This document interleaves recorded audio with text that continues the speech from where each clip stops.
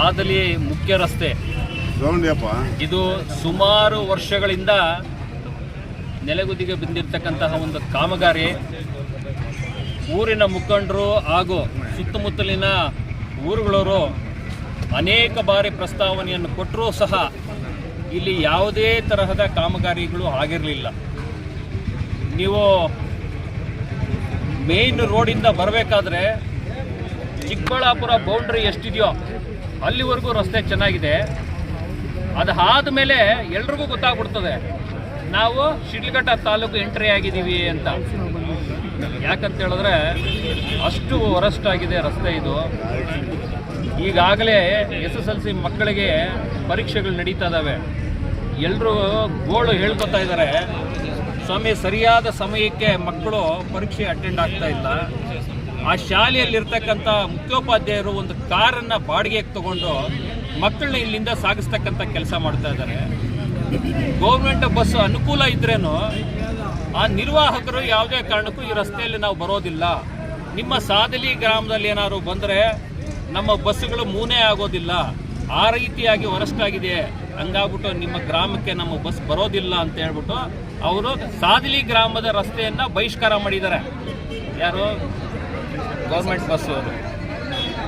ರಾತ್ರಿ ಹೊತ್ತು 7 ಗಂಟೆ 8 ಗಂಟೆಗೆ ಮೇನ್ ರೋಡ್ ಎಲ್ಲೋ ಅಲ್ಲಿ ಒಂದೂವರೆ ಕಿಲೋಮೀಟರ್ ಆ ಕಡೆ ಇಳಿದು ಹೆಣ್ಮಕ್ಳೆಲ್ಲ ನಡ್ಕೊಂಡು ಬರಬೇಕಾದ್ರೆ ಸುಮಾರು ಕಳ್ಳತನಗಳು ಸಹ ಆಗಿದ್ದಾವೆ. ಯಾವುದೇ ಬಸ್ಸು ಊರೊಳಗಡೆ ಬರ್ತಾ ಇಲ್ಲ. ಅದಾದಮೇಲೆ ಒತ್ತಡಗಳ ಮೇಲೇನೂ ಕಾಟಾಚಾರಕ್ಕೆ ಅಂದಾಗೆ ಈ ಕಾಮಗಾರಿ ಶುರು ಮಾಡ್ತಾರೆ. ಒಂದು ಕಡೆ ನೋಡಿದ್ರೆ 18 ಅಡಿ ಇದೆ, ಒಂದು ಕಡೆ 16 ಅಡಿ ಇದೆ, ಒಂದು ಕಡೆ 20 ಅಡಿ ಇದೆ. ಎಲ್ಲೂ ಸಹ ಮೆಜರ್ಮೆಂಟ್ ಇಲ್ಲ. ಒಂದು ಜಂಟಿ ಸರ್ವೆ ಆಗಿರುತ್ತೆ. ಮಧ್ಯದ ರೋಡಿಂದ ಆ ಕಡೆ 40 ಅಡಿ, ಈ ಕಡೆ 40 ಅಡಿ ಅಂತ ಹೇಳ್ಬಿಟ್ಟು ಆ ಪ್ರಸ್ತಾವನೆಯನ್ನು ಏನು ಜಂಟಿ ಸರ್ವೆ ಆಗಿದೆ ಆ ಪ್ರಸ್ತಾವನೆಯನ್ನು ಸರ್ಕಾರಕ್ಕೆ ಕಳಿಸ್ತಕ್ಕಂಥ ಕೆಲಸ ಯಾವೊಬ್ಬ ಅಧಿಕಾರಿ ಆಗಲಿ ಪ್ರತಿನಿಧಿ ಆಗಲಿ ಇಲ್ಲಿಂದ ಮಾಡಿಲ್ಲ. ಇವರು ಇಲ್ಲೇ ಏನು ಮಾಡಿದರೆ ಪಂಚಾಯತಿ ವಾರಲ್ಲಿ ಎಲ್ಲೋ ಒಂದು ಮನೆಯಲ್ಲಿ ಕೂತ್ಕೊಂಡು ಪಂಚಾಯತಿ ರೆಸೊಲ್ಯೂಷನ್ ಮಾಡ್ಕೊಂಡಿದ್ದಾರೆ.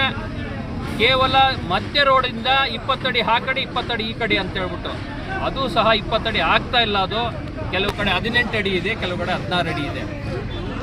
ಇಲ್ಲಿ ಮಾಡ್ತಾ ಇರ್ತಕ್ಕಂಥ ಕೆಲಸ ಲ್ಯಾಂಡ್ ಆರ್ಮಿ ಮಾಡ್ತಾ ಇದೆ ಅಂತ ಹೇಳಿದ್ರೆ ಇದು PWD ರಸ್ತೆ ಆಗಿದ್ರು ಲ್ಯಾಂಡ್ ಆರ್ಮಿ ಅವ್ರು ಮಾಡ್ತಾ ಇದ್ದಾರೆ. ಲ್ಯಾಂಡ್ ಆರ್ಮಿ ಅವ್ರಿಗೆ ಏನು ಇನಿಷಿಯೇಷನ್ ತೊಗೊಂಡಿದ್ದಾರೆ ನಮ್ಗೆ ಅರ್ಥ ಆಗ್ತಾ ಇಲ್ಲ. ಅವ್ರನ್ನ ಕರೆ ಮಾಡಿ ಕೇಳಿದ್ರೆ ಹೌದು ಸರ್ ಒಂದು 150 ಮೀಟ್ರ್ ಕೊಟ್ಟಿದ್ದಾರೆ ಅಂತ. 150 ಮೀಟ್ರಲ್ಲಿ ಬರೀ ಕಾಲ್ ಭಾಗ ಆಗೋದಿಲ್ಲ ಇದು ಚರಂಡಿ, ಇನ್ನು ಮಿಕ್ಕ ಚರಂಡಿನ ಯಾವ ರೀತಿ ಮಾಡ್ತಾರೆ?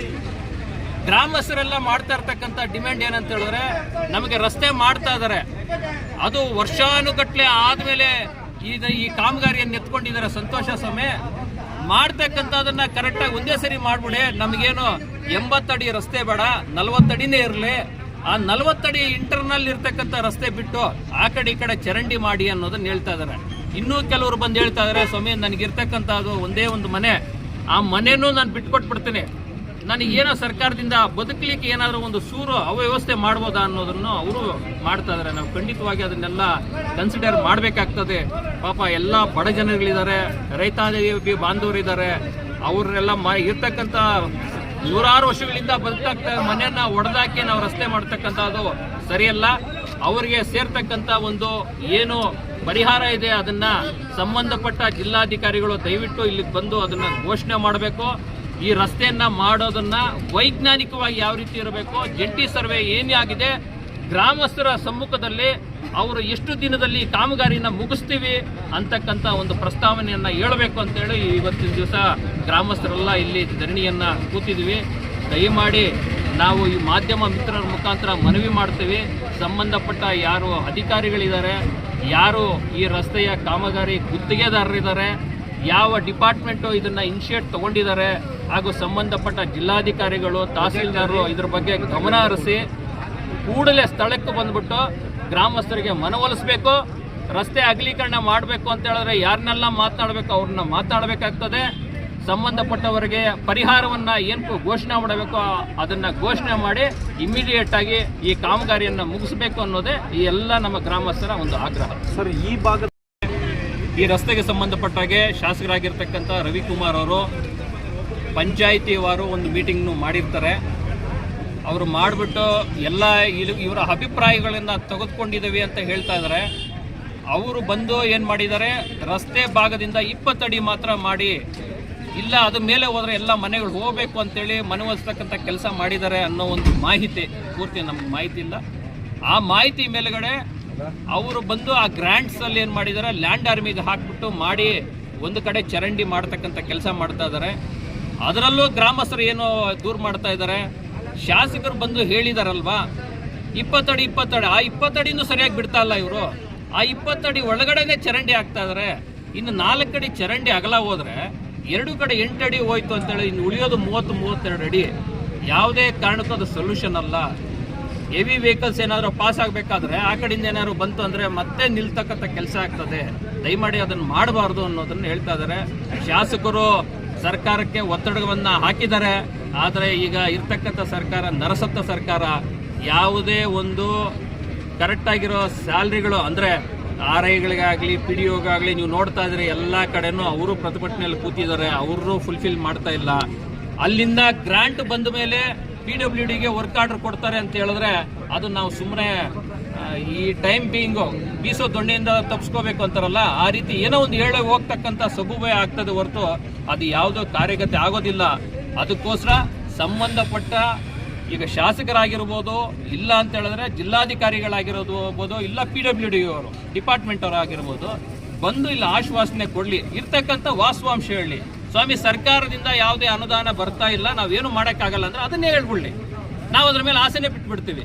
ಇಲ್ಲ ಅಂತ ಹೇಳಿದ್ರೆ ಊರೆಲ್ಲ ಸೇರಿ ಭಿಕ್ಷೆ ಎತ್ಬಿಟ್ಟು ಅಟ್ಲೀಸ್ಟ್ ವರ್ಷಕ್ಕೆ 1 ಕಿಲೋಮೀಟರ್ ಹಾಕ್ಕೊಳ್ಳೋದು, ಇಲ್ಲ ಬಿದ್ದಿರ್ತಕ್ಕ ಗುಂಡಿಗಳು ಮುಚ್ಚೋದಕ್ಕಾದ್ರೂ ಏನಾದ್ರು ಒಂದು ಭಿಕ್ಷಾಟನೆ ಮಾಡ್ಬಿಟ್ಟಾದ್ರೂ ನಾವು ಮಾಡ್ತಕ್ಕಂಥ ಕೆಲಸ ಮಾಡ್ತೀವಿ. ರಾಜ್ಯ ಸರ್ಕಾರ ಇದಕ್ಕೆ ಕಿವಿ ಕೊಡ್ತಾ ಇಲ್ಲ ಅಂತ ಹೇಳ್ತಾ ಇದ್ದೀರಿ. ಇಲ್ಲ, ನಾವು ಈಗಾಗಲೇ ಮಲ್ಲೇಶ್ ಬಾಬು ಅವ್ರಿಗೂ ಕೊಟ್ಟಿದ್ದೀವಿ. ಈಗ CSR ಫಂಡ್ಗಳನ್ನ ಇನ್ನೂ ಕಾರ್ಯಗತ ಮಾಡಬೇಕು ಅಂತ ಹೇಳಿದ್ರೆ ಅಟ್ಲೀಸ್ಟ್ ಇನ್ನೂ ಒಂದು 6 ತಿಂಗಳು ಬೇಕು ಅನ್ನೋದನ್ನು ಹೇಳಿದ್ರು. ಇದು ಆಲ್ರೆಡಿ ಎಸ್ಟಿಮೇಟ್ ಆಗಿರ್ತಕ್ಕಂಥ ರೋಡ್ ಇದು ಸುಮಾರು ಲಾಸ್ಟು ಶಾಸಕರಾಗಿರ್ತಾರೆ ವಿ ಮುನಿಯಪ್ಪನವ್ರ ಕಾಲದಲ್ಲೇ ಇದಕ್ಕೆ ಅನುದಾನನೂ ಬಂದಿತ್ತು. ಆ ಅನುದಾನವನ್ನು ಸರಿಯಾದ ರೀತಿಯಲ್ಲಿ ಬಳಸ್ಕೊಳ್ತಕ್ಕಂಥ ಕೆಲಸವನ್ನು ಇಲ್ಲಿನ ಅಧಿಕಾರಿಗಳು ಮಾಡಿಲ್ಲ ಅಷ್ಟೇ. ಇದಕ್ಕೆ ಅನುದಾನ ಬಂದಿಲ್ಲ ಅಂತಲ್ಲ, ಅಧಿಕಾರಿಗಳು ತೋರಿರ್ತಕ್ಕಂಥ ನಿರ್ಲಕ್ಷ್ಯದಿಂದ ಇವತ್ತಿನ ದಿವಸ ನಮ್ಮ ಸಾದ್ಲಿ ರಸ್ತೆ ಈ ಗತಿ ಬಂದಿದೆ. ಯಾಕೆ ಅವತ್ತಿನ ದಿವಸ ಜನಗಳು ಇದೇ ಥರ ಧರಣಿ ಕೂತು ಇಲ್ಲ ಅವರಿಗೆ ಬಿಸಿ ಮುಡಿಸ್ತಕ್ಕಂಥ ಕೆಲಸ ಮಾಡಿದ್ದಿದ್ರೆ ಖಂಡಿತವಾಗೂ ರಸ್ತೆ ಆಗ್ತಾ ಇತ್ತು. ನಾವೇನು ಪಾಕಿಸ್ತಾನದಲ್ಲಿಲ್ಲ, ನಾವು ಇರ್ತಕ್ಕಂಥ ಶಿಡ್ಲಘಟ್ಟದಲ್ಲೇ ಇಂಡಿಯಾದಲ್ಲೇ ಇರ್ತಕ್ಕಂಥದ್ದು.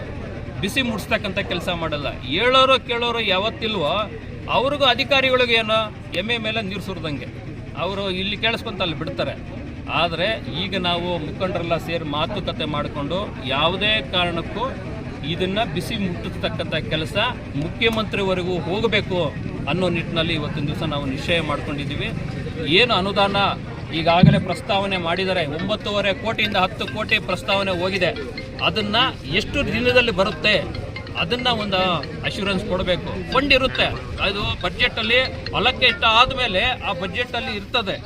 ಇಲ್ಲ ಅಂತ ಹೇಳಿದ್ರೆ ಹೇಳ್ಬಿಡ್ಲಿ, ನಾವು ಗ್ಯಾರಂಟಿಗಳಿಗೂ ಅಲ್ಲಿ ಇಲ್ಲಿ ಬಳಸ್ಬಿಟ್ಟಿದ್ದೀವಿ ಅಂತ ಹೇಳಿದ್ರೆ ಅದನ್ನು ಬಾಯ್ಬಿಟ್ಟು ಹೇಳಿ.